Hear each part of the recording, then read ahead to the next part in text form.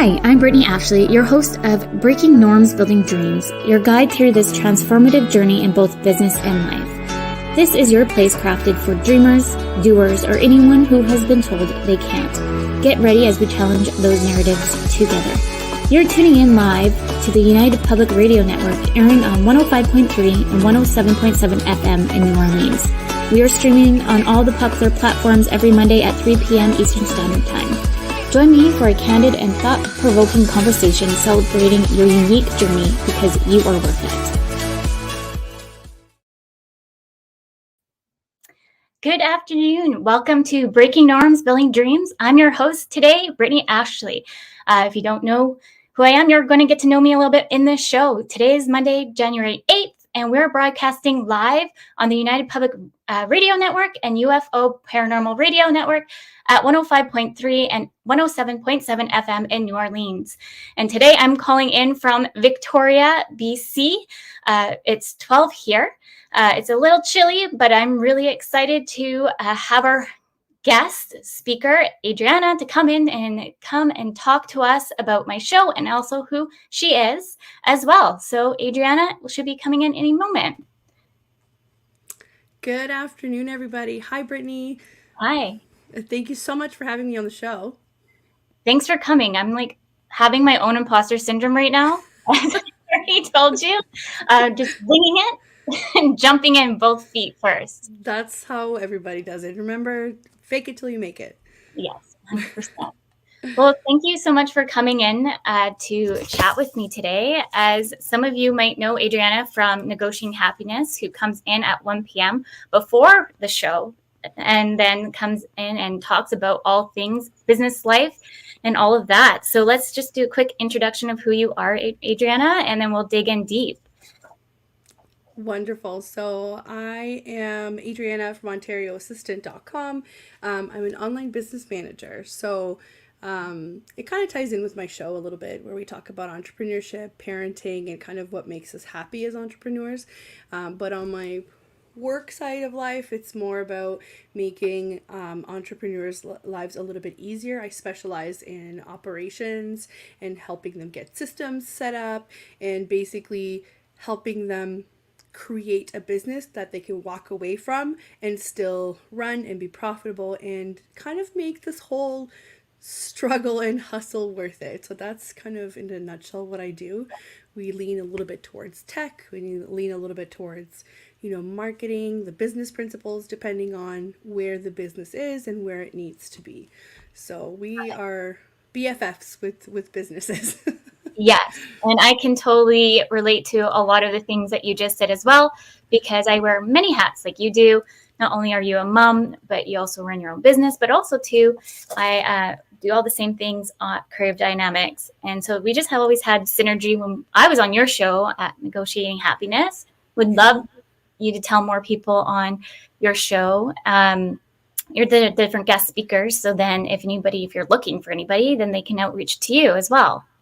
Right. Yeah. I mean, I've been really fortunate. I've had some really interesting speakers, authors.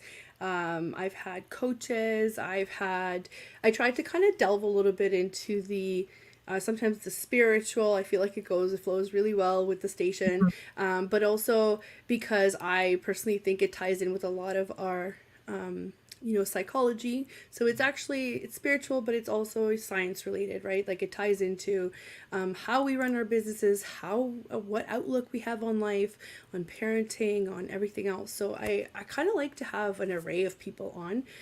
We've had Megan Reed, who just put out a book. We've had Zach Fagenberg, he put out a book. I just finished an episode actually with Motion.io's co-founder, Sam Schlabowski. And again, it just kind of varies, but everything is geared towards how to help entrepreneurs, how to deal with all the other things that kind of go around. And I have a feeling your show is going to be fairly similar, and you're going to have some really interesting guests. I would love to know what kind of guests you're going to have. What are we going to do over here? Let's dive in. For who doesn't know me or haven't watched Negotiating Happiness, I'll just do a quick little montage of who I am. Who is Brittney Ashley? As I mentioned, I wear many hats. I'm the owner founder of a company called Creative Dynamic Virtual Services, which we match you to your perfect virtual assistant or online business manager. And really, at the end of the day, we're kind of doing similar things what Adriana is doing as well. We do system setups, online business management support, project management, administration, pretty much you name it, we can do it. The only thing that's different is that we're team-based. So if that one team member can't do X, Y, and Z, you'll reach out to me, and then I'll bring in somebody else to kind of segue in to do maybe a special Excel spreadsheet and whatsoever. So that's a bit about Creative Dynamics, but I did start the business to help moms work from home, which is a big part of my life. I have two little ones. I have a 5-year-old and a 2-year-old. So they do keep me busy, but I love them, adore them. I feel like I always have to keep on keeping on, keep the busyness. It's hard. It's hard for whoever is out there listening. This stuff is hard. I tend to thrive off of it, I guess, in a way. Because I did start the business literally with my 8-month-old daughter by my side, and now we're coming on 5 years, which is crazy. And yes, like any kind of business, entrepreneur life, it's a roller coaster, but you just kind of have to grab on both hands and go for the ride and have like such a positive mindset to get your brain, once you're going through those struggles, to kind of, okay, today's the low point. What can I do to the next point to get to the next hurdle? Right. So with that, when I started my first kind of overall journey, I figured out that there was a lot of the women on my team were experiencing imposter syndrome, not feeling like they were good enough, not thinking that they were overall really being their best selves. And I truly believe that everyone can be their best self. We just need to give them the platform to be their best selves and ask those curious questions to make sure they're feeling comfortable. So with that, I guess I'm a leader. I make sure that everybody's comfortable on the team, but I moved forward and became a certified imposter syndrome coach, a certified business coach, so then I can make sure that I'm there for the team in more ways than one. I love to challenge myself to wear multiple hats. I love to learn and always move that momentum. And how Breaking Norms and Building Dreams started is overall, I really thought that when I went through my coaching journey, is that I always was told that I can't do anything. And I think that's kind of where I'm like, no, I can tell myself that I can't do anything, but you don't have the right to tell me yes or no kind of situation. And then, oh, you're going to say something, Adriana? No, I was just thinking, like, how many women go through that? How many women are told that? Like, this is such a relevant point of your show, I think. And I think a lot of people will resonate with it, right? Like, how many times have you been told, oh no, like you're not going to be able to do that, or just no without any explanation, like you've just been turned down for whatever opportunity without an explanation. I think this is why your platform is so important, to show people that, hey, I've gone through exactly the same thing. This is how I navigated, and this is how we're not gonna like gatekeep. We're not gonna, we're gonna help each other out to get where we are. So this is amazing, and I'm so glad that I'm able to be on your show. Yeah, 100%. I'm so happy to have you here. I feel like we have so much synergy, and I think this is not going to be the first show. I think you and I will kind of navigate what that's going to look like, but kind of go back between both shows and try to segue through different topics, because I think there's just so many topics that you and I have in common, not just a mom, but so many other things. The one topic that we didn't really touch on is neurodiversity, and that's another piece that I really want to bring into the show a bit more. I want to bring different experts in. I am not an expert. However, I was diagnosed very young with dyslexia at age 6, 7, I believe. And so that's kind of like the part of my journey of being told like I was never good enough.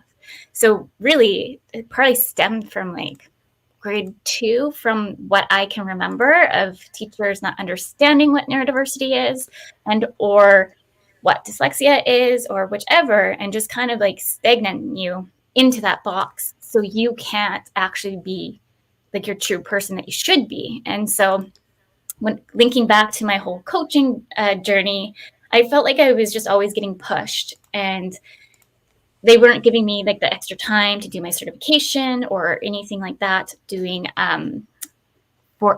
generally speaking, I need 6 hours to do an exam.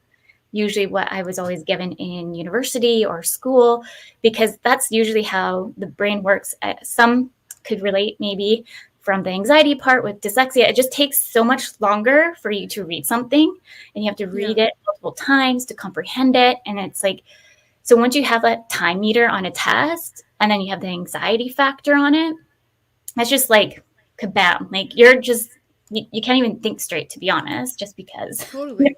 you're so stressed. Totally. And I wanted to totally agree with what you said a little while ago about how it all started with like your teachers in elementary school telling you that you can't do something.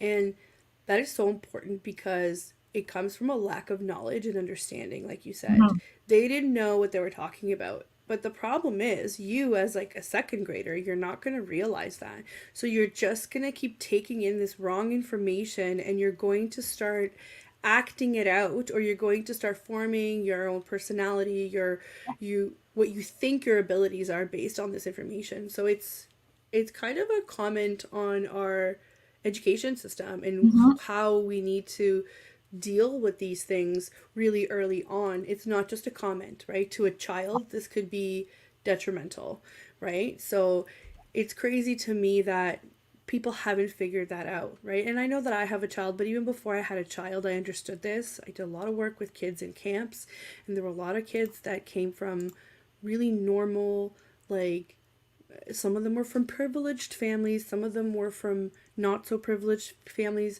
normal, what you'd consider normal, whatever that is, or whatever you wouldn't consider abnormal, and they all had very similar issues. So obviously the outside environment really shapes you as a person, right? Like, you know how they say that it takes a village to raise somebody. The Yeah, problem is like, as moms, we don't always have control over who that village is, yeah, I love right? that because that's Yeah. so true. And sometimes you have to find the hard way who Right. your village is, or even you might think who your village is, and then it can totally switch. Like when I first had Right. my daughter, I was like so excited, like I'm going to go into all these mom groups, I'm going to do X, Y, and Z, and then I just found it was horrible. It was That's also like triggers on imposter syndrome too. If you're like type A, like you want to be like the perfect mom, or maybe your the other part of being like imposter syndrome is like you always have to read all the books and like ace the test and all the things. Yeah. It's like a handful of triggers, and so I just never really got along really in the mom groups, and I end up segmenting Right. myself away when I had my second child. And to Right. be honest, I feel so much more confident, and like I'm always trying to like Google things. Not Don't get me wrong, We but I'll use we Google. use the we use the we use the resources that we have Exactly. available to us. Just because we don't quite mesh with somebody doesn't mean that we're not doing the best that we can for our child. And I feel like that's such a huge lesson to learn when you first become a mom. It's like you don't Yeah. have to be like, you don't have to adopt anybody else's parenting style. You just have to do whatever you think is best for your child, right? So I mean, what what else is there? Like, if you don't vibe with somebody, you don't vibe with them. It doesn't mean that you're not part of the group. This isn't high school. It's not about popularity. It's not about, oh, you can't do it that way. Like, I'll give you an example that this is probably gonna, like, a lot of people are, if they're moms, are probably gonna be screaming at this. But this is a perfect example Yeah. that I learned later. When you use like the community of for like car seat safety is huge, and there are entire Mhm. groups dedicated to this, of just moms that literally read up on this stuff like day in and day out, which I totally appreciate. That wasn't me. I did it when I first got a car seat. I went on those groups, and then I felt like I had to leave because there was so much aggression towards people Yep. posting pictures and asking for help, that I was like, I can't deal with that. So I did my research. I knew how to do it. I used my booklet for my manual from, the car seat that came with it. And then I realized somebody said something to me that stuck with me. You're supposed to take off like winter jackets for kids and to be able to get it tight. Yeah. Well, I met a mom who didn't, and my immediate reaction wasn't to be like, that's wrong, was I asked her why, and I'm so glad I did. So we lived in the country at the time.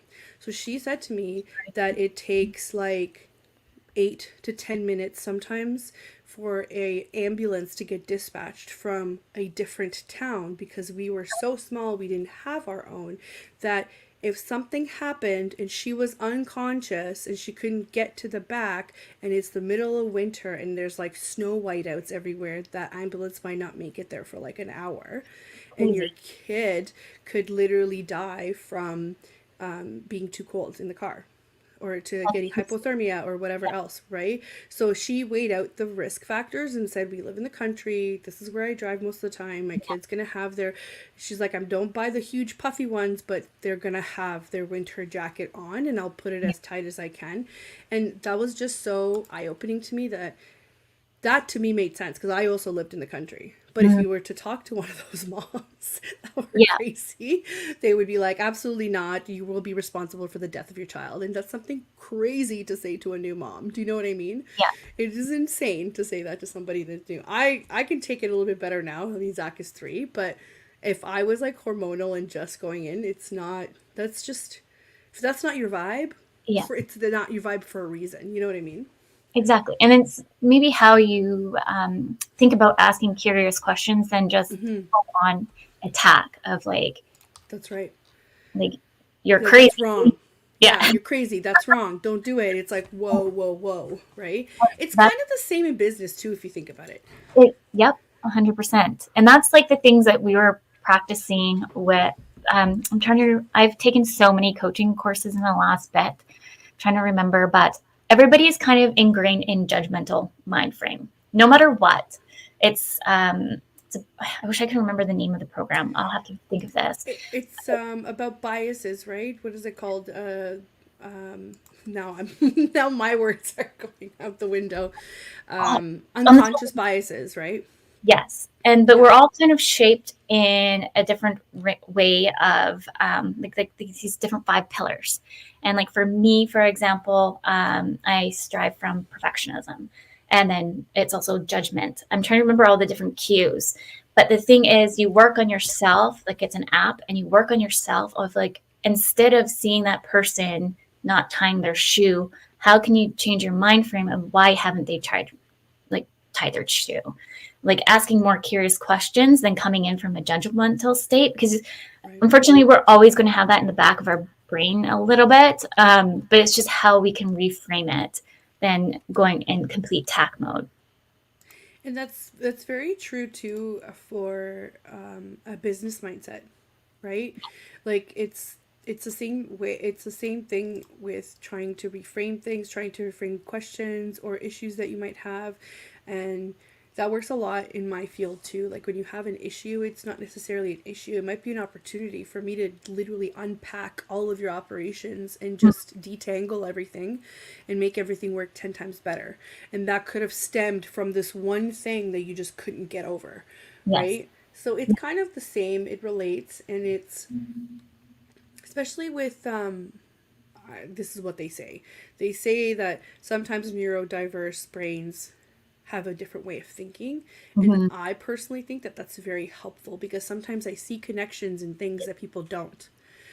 Where it's not helpful is that it sometimes takes me a little bit longer to explain exactly what's going on in my brain, and people are like, I don't get it, right? So that takes a little bit of work, but the initial part, I think it's like a superpower. I think that it allows me to find these systems and be like, you think it goes this way, but it's like goes behind, and this is how you're able to connect everything, right? Like from getting leads on your website to creating a process to putting that process into a CRM, and then linking it back to like your billing, your project management, and sometimes people's brains don't work like that, but mine does. Yeah. Right. And I think that's because I've hired Adriana to come in to help my systems, because I know, like, I was at level of burnout, which is a very important topic to kind of know when you are at that level of burnout, because once you hit it, it's really hard to come back from it.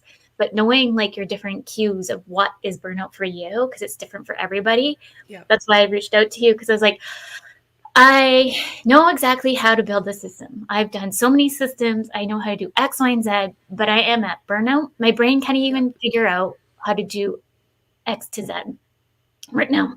Sorry, losing my voice.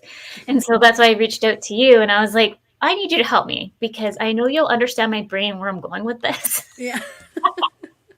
But it's huge. It's so huge. Like sometimes people can't work together because of that missing component. And I think it goes down to who your ideal clients are and who's your target market, right? 100%. Yeah, totally. And again, it's not that because you can't do it. And I find that with a lot of entrepreneurs, especially moms, Yeah. because we're geared towards like, we're expected to do so many things at the same time, and we're told that like you can just multitask. But now, knowing better, we know that the brain can't actually multitask. You're just using very little bandwidth for everything instead of being super efficient at something else. But that's what's expected of moms.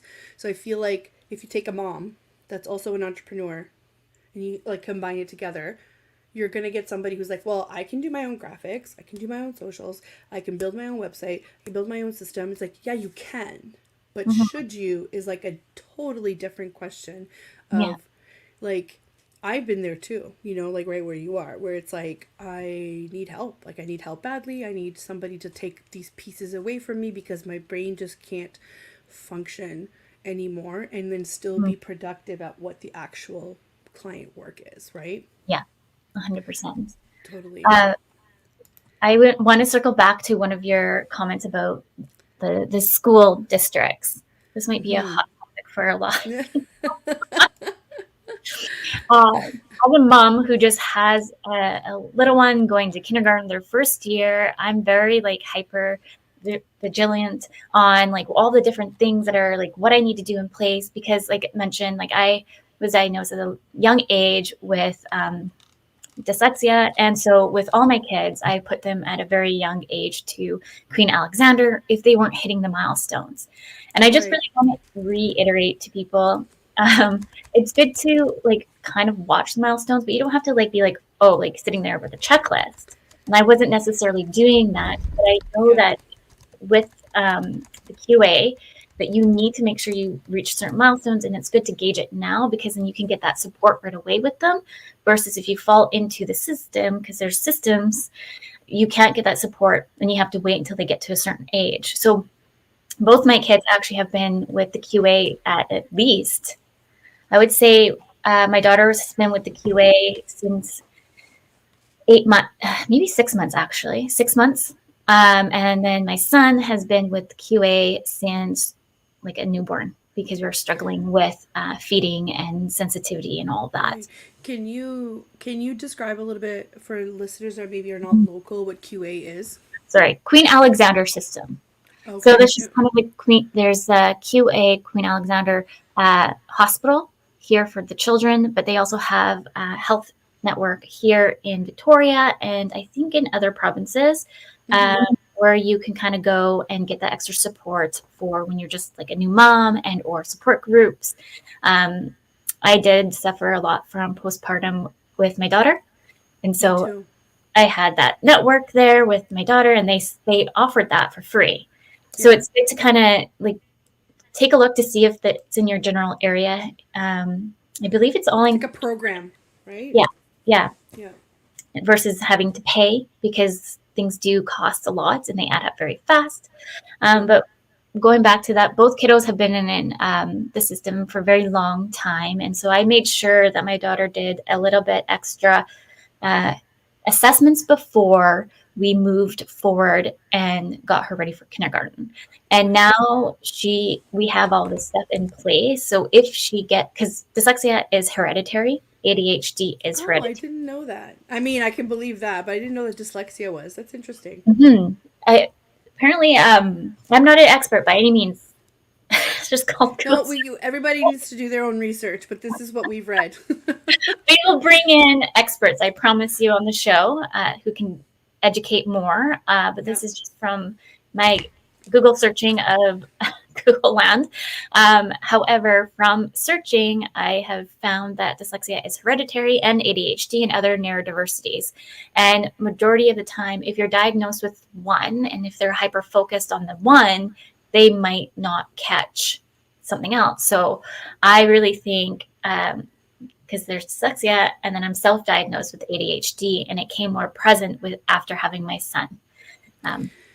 Can I make a comment on that? I know that you were so careful to say that you're self-diagnosed with ADHD. So it's not like a trend. I want people to understand this. When I contacted my doctor about getting diagnosed with ADHD, he basically looked at me and said, well, I can either give you a questionnaire that you can fill out, which is a 1-page questionnaire, or we can get you on a list to talk to a specialist at some point. That might be next year. And then they're going to have to do a bunch of assessments with you. And then. And it was like completely not feasible, not approachable.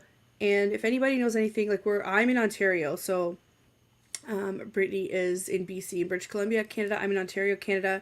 I feel like Canada has a problem with accessing specialists, because it is true certain specialties don't have a lot of specialists available, depending on your geographical area as well. And when you get a referral, that's how it works here. You get a referral from your GP, your general practitioner, your doctor, family doctor, to go to these places. It takes almost a year. So what he did is he just did this questionnaire, and I feel like saying that too, that I am self-diagnosed, but doing all the research and like listening to people like you that have more experience in it, and basically ticking off boxes of like, yeah, that happens, and then having aha moments of like, I got flashbacks from university when I was like, what is wrong with me? Why can't I just sit down and do it? And I had such a hard time. And when I did it, it wasn't that the content was hard. I loved the content. I did really well. It was just that issue of like dopamine, serotonin, like the lack of, and I didn't know what to do. So I just went through university and struggled and made it extra long because I didn't know I had that. So that's kind of like a really long-winded what's going on in our healthcare system that we have to self-diagnose. You know what I mean? And that's also part of the show. Let's like break those barriers down and talk about it, because the more we talk about it, then we're going to feel like we're not normal. We're all normal in our ways. We just need to, we shouldn't be just kind of pushed into a box. We should be more open about it and allowed to talk about it and ask those curious questions than if we do. And then we're just kind of looked like, why did you ask those weird questions? Like, it's not a weird question. Like, I have a very old school doctor. So I already know if I go in to ask him to do this, he'd be like, you're fine. What? You're fine. You're too young to, like, I already know his little spiel that he Spiel, yeah, the spiel. I love there was, I really wish I saved this creator. It was from TikTok. And she was literally like making a joke out of it, but she's a female, so she would literally go in, doctor, I have pain with this, and the doctor would go, yeah, it's because you have a uterus. And it's like, oh, like my leg is like, I broke my leg, but yeah, it's because you have a uterus. Like it completely goes back to either like, you're too young, it's nonsense, or yeah, that's because you're a woman and it's normal. And I talked about this on my show too, and it's like, just because a large population of people are experiencing these symptoms or pain doesn't make it normal. It means that there's a really big problem, and you can't just keep sweeping it under the rug. Like yes, I know that because of my anatomy certain things happen, but they shouldn't be happening this way. So that means that we need to get down to the root of it, and there's no down to the root of it. It's either a prescription or a pat on the back and out you go. Yeah, right? 100%. And that's coming back to like the health system as well. It has a lot of work to do. Yeah. But like going back to my doctor, like when I was suffering from bronchitis, he was like, oh, you're too young to have that. And then I started coughing in his office. He's like, oh, that sounds like bronchitis. Like, just told you. You're like, yeah, I know. And he's like, how did you get bronchitis at such a young age? And I was like, I don't think it discriminates. Like, what? So I can't. whichever. It just makes me laugh because that's the thing is that you have to, and that's part of the show again, we have to be advocates for Yeah. ourselves, for our children, and really trying to like educate ourselves in different ways. Sometimes, yeah, Google's not like always the good place to No. go. You can go Yeah. downward spiral, but at least it's a starting point somewhere. And so you need to start asking yourself, where else can I look for to educate myself? Right. Well, Oh, we've got a comment. Do you want to introduce, say hi, Brittney? hi, Caleb. Is that how you say it? Yes. Hopefully. thanks. If we Thanks get it for wrong, please let us know. Thanks thanks for for tuning tuning in. in, everyone. Hello. Okay. Yeah. I mean, we could talk about this forever. Yes, definitely. But I really wanted to hone in on, before we chat on that, because I was just looking at the time, that we are already at the 30-minute midway point. For those who are just tuning in, you're listening to Breaking Norms, Building Dreams. We're live on the United Public Radio Network and the UFO Paranormal Radio Network at 105.3 and 107.7 FM in New Orleans. Yeah, circling back to my comment, because everyone's like, where was Brittney going with this comment about education systems?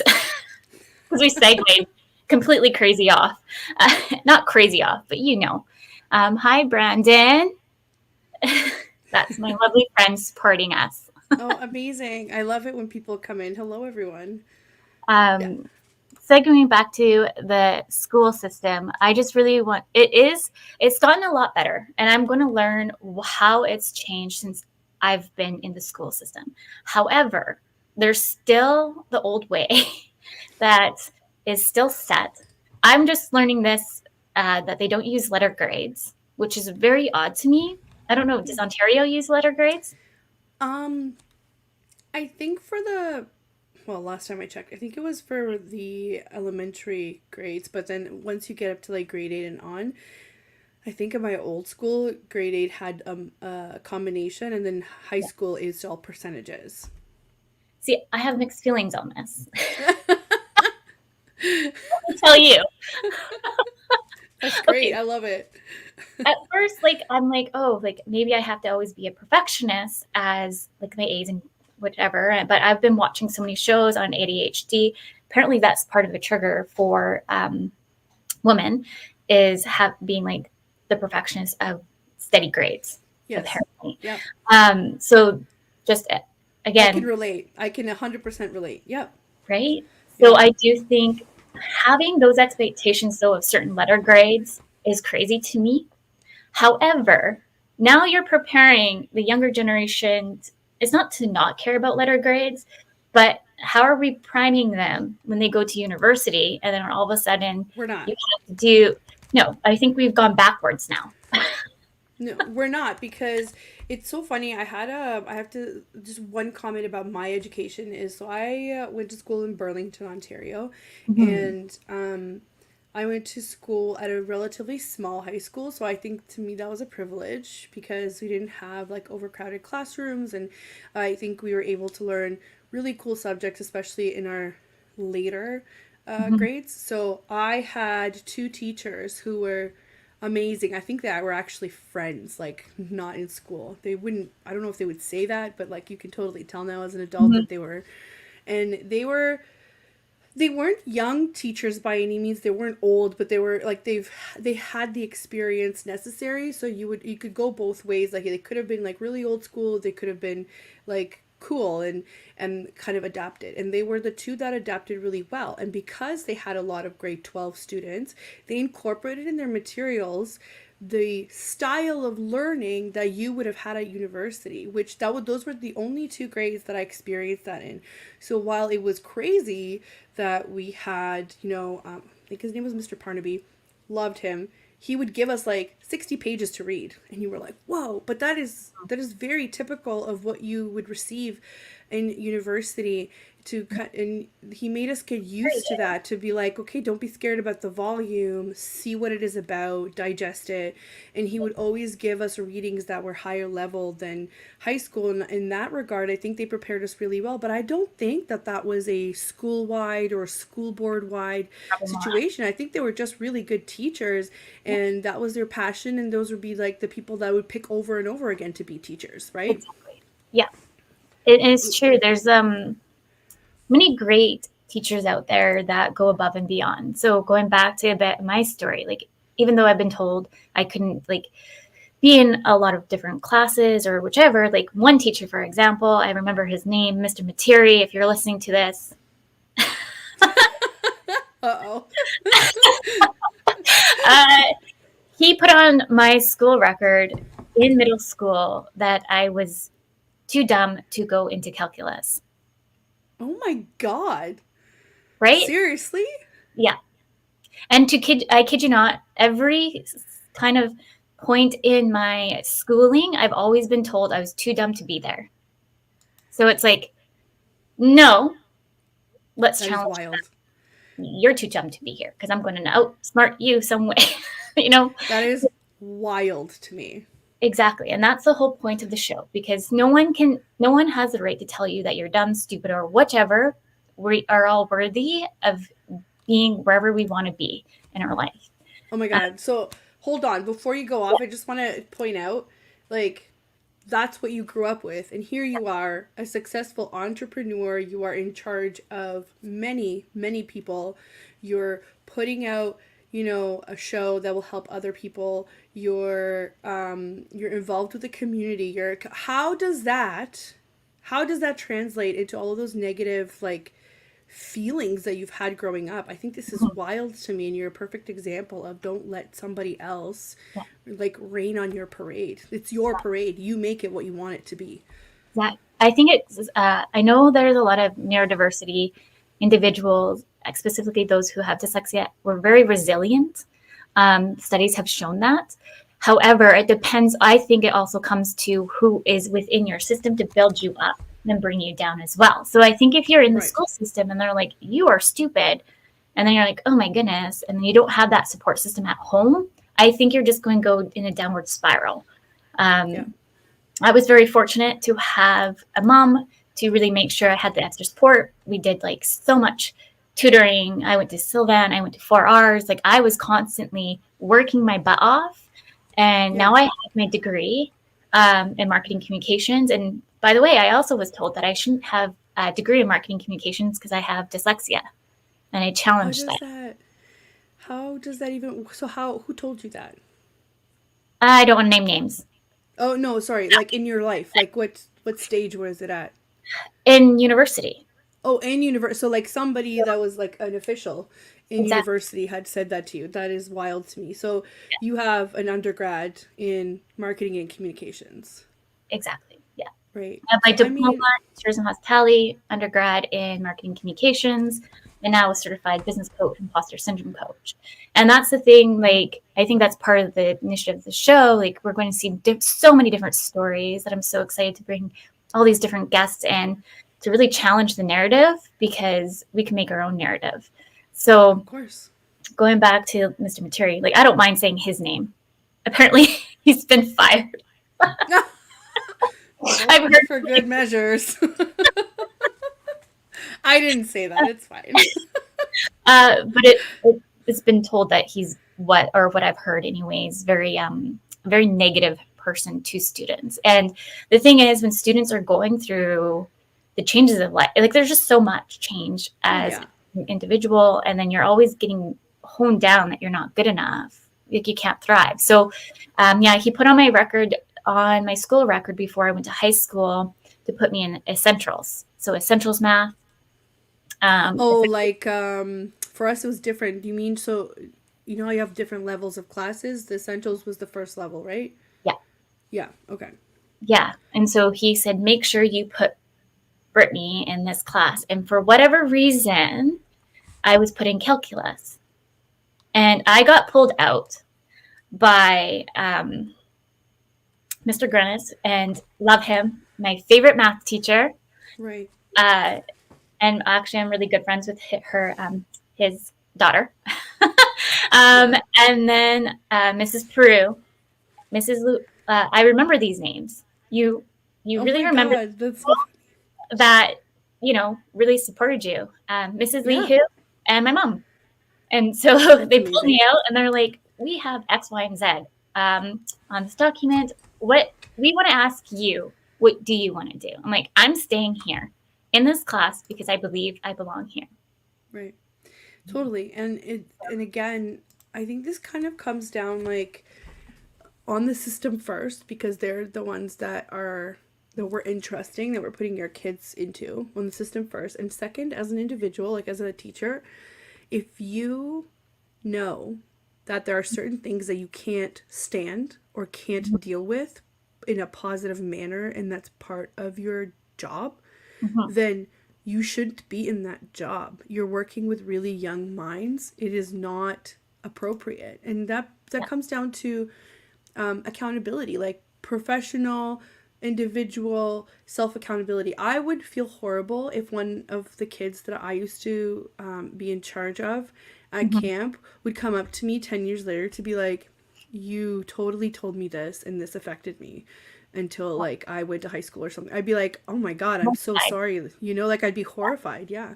Here we have another comment here. Brandon. Brandon's just going to give us so many comments. Thank you, That's Brandon. okay. Go ahead. It says, Go ahead. Mr. Curtis, my middle school history teacher, will always be my favorite. Love that guy. Oh, You amazing. you really remember the good teachers. Like Mrs. Brown Yeah. was my grade 1 teacher. Mrs. Lee, who I mentioned, was actually in my middle school. So she in I know they call it something else now, but it's kind of like where you get extra help when you need extra learning, extra time to do tests. I think they're all named differently based on the program in the school and whatever Yeah, else. I can't remember the Yeah. name of it. Oh, the Learning Disability Center. I'm Oh, like, okay. that name Yeah. needs to be changed because And again, like it's funny. So my perspective will totally be different than yours or the next person's. But my perspective is this: like I grew up thinking that there was nothing wrong with me. And while that's a comforting thought, I struggled a lot through a lot of different phases. It was never the content, it was how I was going about the studying, the reading, the whatever. Mhm. In high school, it was okay because I feel like it worked with my brain and they were like little bite-sized like pieces. But once I got to university, I performed really well where I understood the content. I for the most part it's great. My degree is actually in criminology, sociology, Yeah, I remember. that kind of thing. So there's a lot of reading and a lot of papers.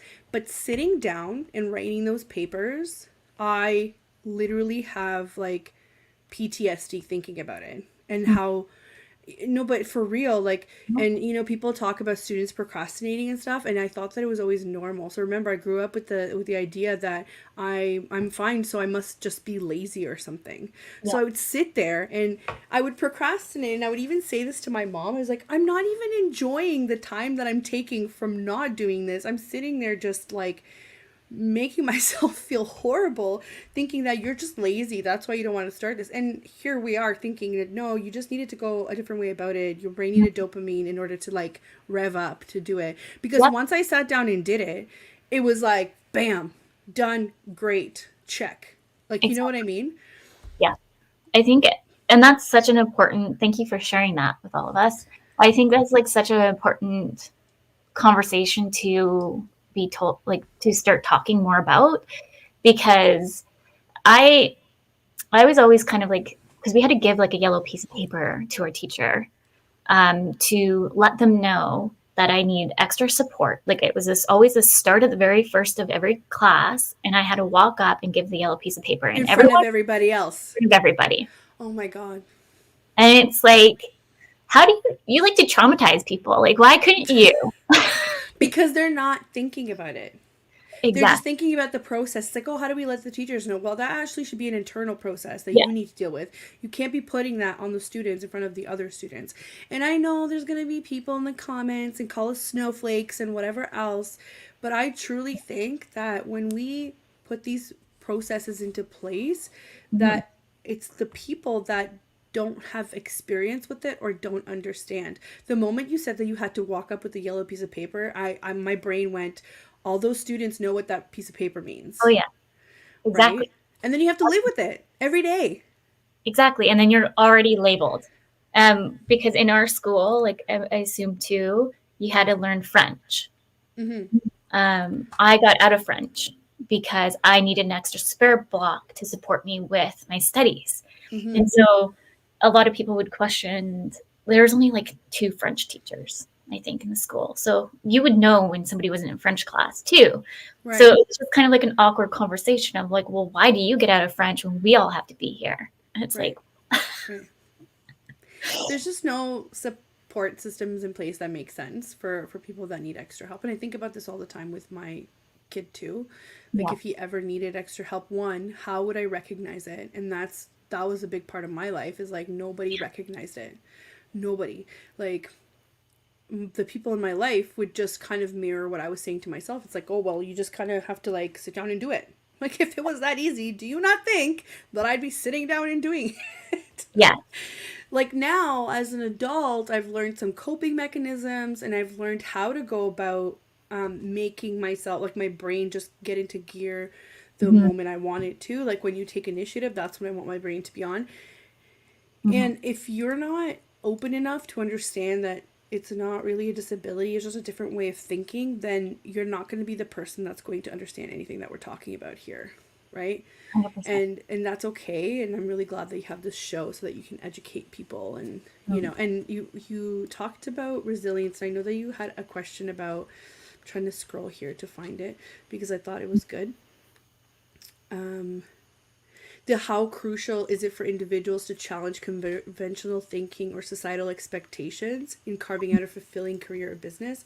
So when I see this question, I think of you as well. Like, you're a perfect example of, like, you were resilient, even though Mm-hmm. you dealt with so much crap, right, that was Yeah. thrown at you. You were resilient, so you challenged the way that everybody else thought about it. And in a way, I did too. I came from a very strict environment. Like, I worked in law.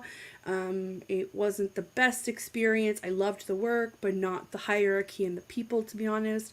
And it was always like a, well, like, you're just gonna be a clerk. Anybody that knows, like, in Ontario, you're licensed to be a paralegal, and the, how would I explain it? If you ever see a physician's assistant versus a doctor, it's kind of the same. You're allowed to practice in some areas, but not quite fully as a doctor. So I went to school and I got my postgrad on top of my undergraduate degree, even after I swore I was never going back to school. And I was like, no, I'm going to do it. And I did it. And then I was like, okay, now what? The conventional way is like, okay, now that you have this degree, like, you just have to work as a paralegal for the rest of your life. The industry is not built to support paralegals. There are so many of us, and like, there was a lot of like, well, we don't want paralegals to be able to practice in family law or whatever. There's a lot of clash between like the lawyers and whatever else. There's some that embrace it, some that don't. And the reason why they put paralegals in place is to alleviate a lot of the legal areas for people who can't afford, right, to get a lawyer or whatever else in these very common situations like landlord and tenant board issues, or Mm-hmm. small claims court and whatever. So in Yeah. theory it makes sense, but in practice it doesn't. So I kind of came out of it being like, so I'm just going to be a clerk for the rest of my life. Not that there's anything wrong with it, but you can be a clerk without going to school and without getting all the certifications and licensing and what, like, you have to jump through so many hoops. So then I said, you know what, I'm going to challenge this, like, that's what you went to school for, that's what you are going to become. And it was like, I'm going to work for myself, period. And a lot of people were like, what do you mean?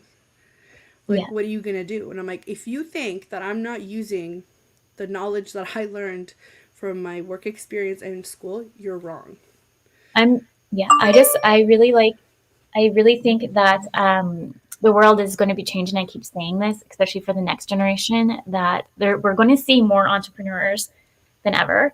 Uh, the regular 9 to 5 is going to kind of switch. I don't know what it's fully going to look like, but Yep.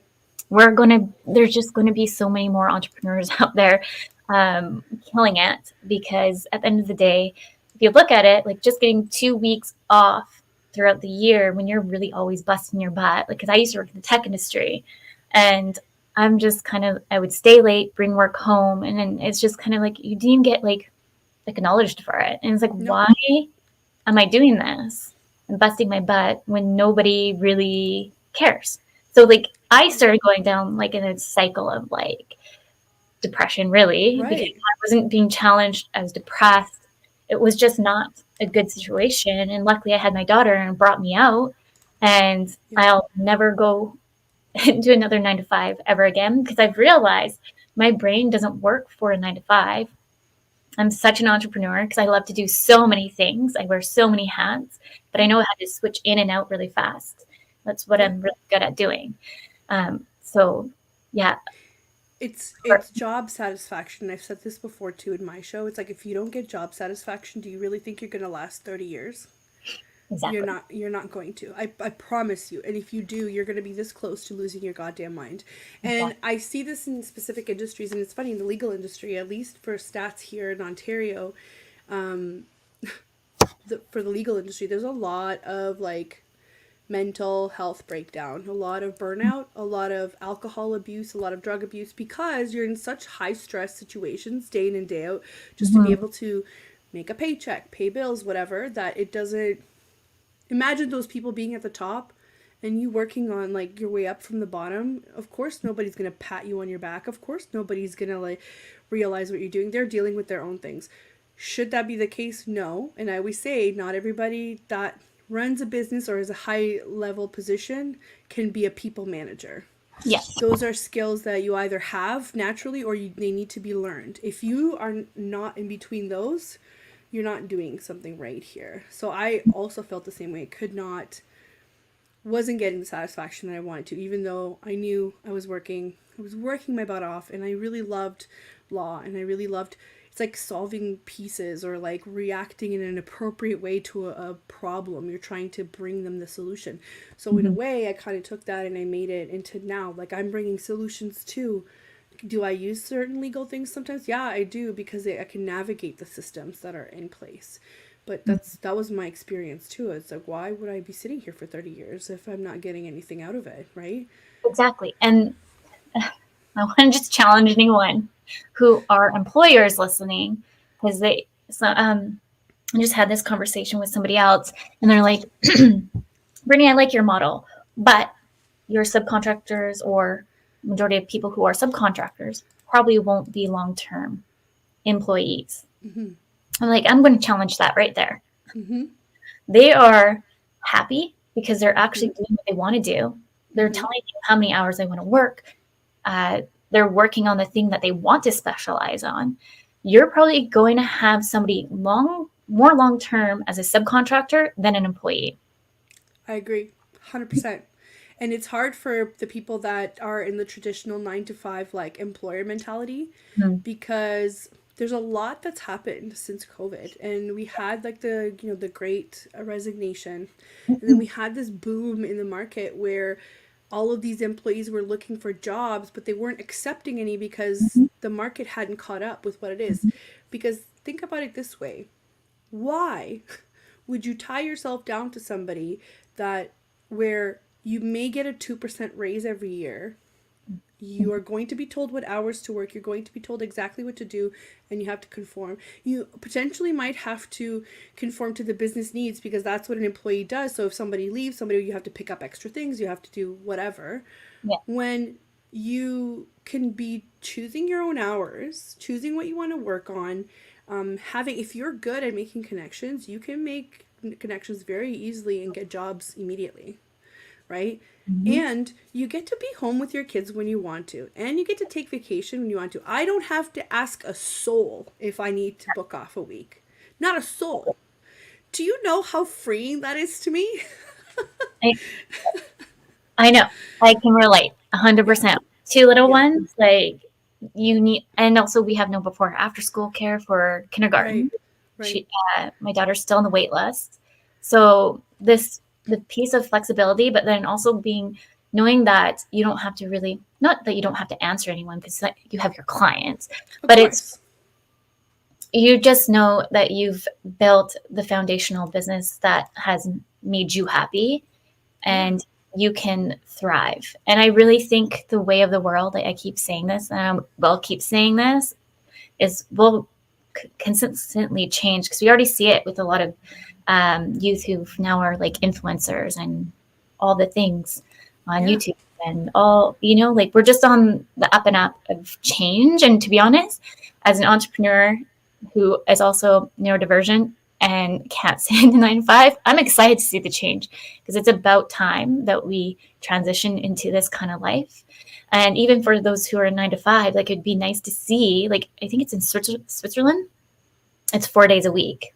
Yeah. Italy, Monday to Friday or Monday to Thursday. I can't remember. I believe they have majority of them like the Friday, so they have like the extra weekend, and then even shorter days. It's not like a full 9 to 5 day. It is a 9 to 3, and stats have shown they're more productive. So what are we doing over here in It's wild. It's honestly wild. It's just the way that I associate it with like your manager being over your shoulder. So I recently saw a video where this millennial, I guess, went up to I guess it was the boomer age boss, and was putting forward a proposal for a 4-day week, and the boss was just like, well, what are you gonna do with the extra day? It's like, well, no, like you need to worry about the 4 days. The other day is for me, right? It's like, yeah, but what are you gonna do? It's like, it doesn't matter. I can get this work done that's been assigned to me in 4 days. So the same value for the same pay. I just don't have to be here an extra. And it was just such a mind-blowing concept for the boss that was just like, no, right? It's kind of like holding you back from progress. Just depends on who they are, what their mindset is. And we talk a lot too in my show too about mindset and about learning from failure, but also learning from what's coming up. So I have this fear that as an entrepreneur that works with other people, that has to oversee other people, that I'm going to become one of those people that doesn't listen to a better way of doing things, or that's not always in tune with what the team is thinking. So I'm terrified of that. And I'm always going to try and be like, okay, be honest. What's going on? Tell me. How can we do this better, right? But unfortunately, not everybody is like that. No. And again, going back to like full circle from our conversation from not to judge. However, I think we need to come from the stance of we need to kind of ask more curious questions and just not assume. But with that, we're almost at the end of our first show at Breaking Norms, Building Dreams. I'm so excited that Adriana came in here to help and support me, because I'm not going to lie, I was so nervous. You see me swirling on my chair. I was just saying to Adriana before we jumped in here, this is probably the worst chair for somebody who has ADHD, because I'm like, oh, me. I do that too. I just kind of like turn.